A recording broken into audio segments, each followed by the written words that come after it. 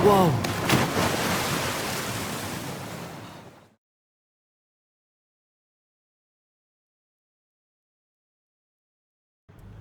Tell Me Why is an episodic narrative adventure game with mild horror elements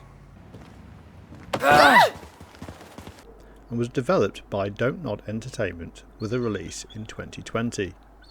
It is a rarity amongst games as it specifically concentrates on transgender issues, like no other games that I personally know have done before.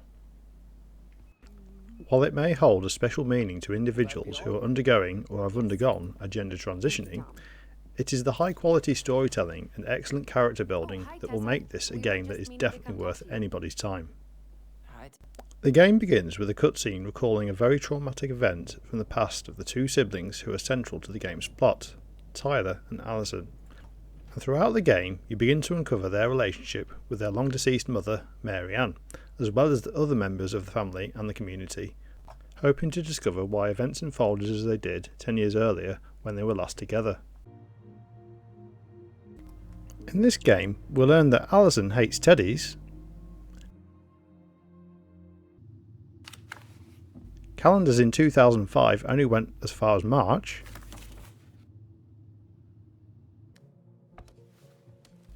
Tyler thinks he can wield a crowbar like Gordon Freeman, Step back. I'll be fine.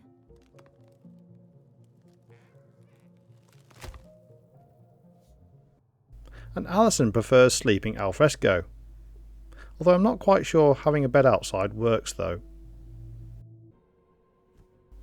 In other news, Tyler thinks he's a cat and purposely knocks things on the floor. Where I was going. He also really enjoys a spot of fishing. Just look how excited he is. Yeah, I'm good. It's Tina. Allison risks a fine for driving while using phone. Just a sec. I'm parking the car. Hands up if you're guilty, Allison.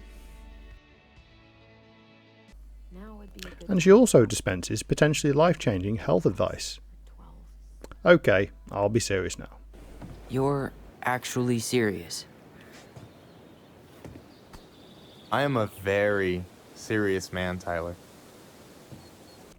After being stuck in a residential home for troubled teenagers, Tyler, who was assigned female at birth but identifies as a man, finally has a reunion with his twin sister, who takes him to their fictional hometown, Hi, Tyler. Delos Crossing, in Alaska, where most of the game is set.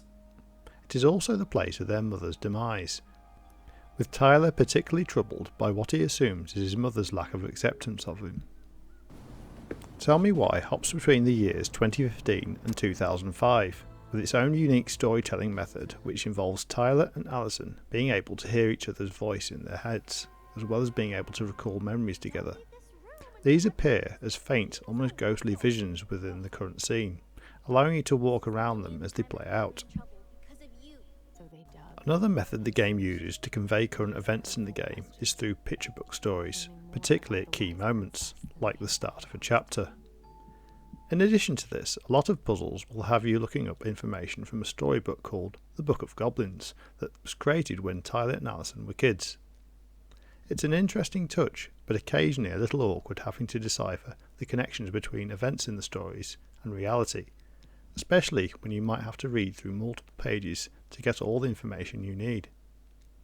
Overall though, I still found it to be a worthwhile feature, and something that feels very much at home in a Dontnod game. There are also plenty of more traditional style in-engine cutscenes to keep the story flowing, with a lot of them being well thought out and containing high quality dialogue, and some being quite memorable. Going back to the dialogue, you'll be offered plenty of opportunities in the game to craft your own story by the choices you make during conversations, and even during some of the memory recollections, with the key difference between the options being the effect that they have on Tyler and Allison's relationship, and thus the way that they piece together their past. Though most of the story is linear, you'll very easily be able to pick your own version of events, and thus ultimately an ending that reflects how you think things should go. As a result, there shouldn't be too many big surprises, but either way there is plenty that you can learn about Tyler, Allison and Mary Ann's past. Sleep well and dream, my doves. When playing the game, you'll notice many similarities to other Dontnod games, such as Life is Strange, from the general look and feel of the game's graphics, to the way the story is presented and the way the characters are developed. Little touches in the game that are a nod to Dontnod's Life is Strange include a plant that Tyler says goodbye to at the start of the game, and that reminds me of the one that I failed to water, as well as including totem poles and references to Native American culture that some of you may also remember from that game. A lot of the game takes place in 3 locations: the childhood home of the Ronans, a police station, and a convenience store owned by one of the characters important to the story. There are other locations you will visit too, but a good chunk of the game will return you to those same 3 places, albeit with subtle changes depending on your progress. The areas you visit are all relatively small, although they seem bigger than they are. The surrounding scenery is inaccessible, with the game keeping you from wandering off by the use of invisible walls or auto moving you back to the opposite way. There are 3 chapters in total, and each one lasts around 3 to 4 hours, depending on how much you like to search around. If you're like me and like to uncover every nook and cranny, you'll be rewarded with some collectible figurines. What's this doing down here? Unfortunately, there is no way to know if you've not got all of them in a particular scene until much later in the game, when you can place them all on display. You could of course go delving into guides, but that takes away some of the fun of finding them, and could also lead to potential spoilers. The game overall performed very well, with no bugs or glitches encountered throughout. Alright, let's see. Broken shelf, broken jar, and the washing machine. Broken. I had all details on their highest settings, and the environments and character models all looked very good, often with quite vibrant colouring that really set off the atmosphere. Pink. It always had to be pink. The texturing seemed of a high quality to what I remembered when I played Life is Strange, but again, you can tell it has that very same kind of art style.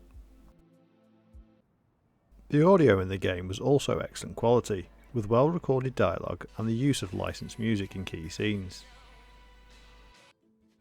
Finishing up, I'll say that I honestly really enjoyed the game, despite the bleak story, and I can easily recommend it to anyone who likes a game with in-depth story and characters.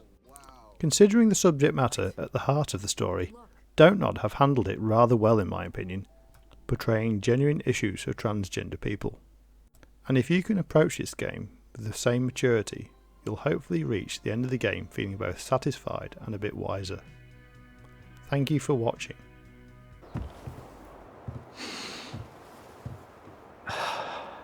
Gonna miss this.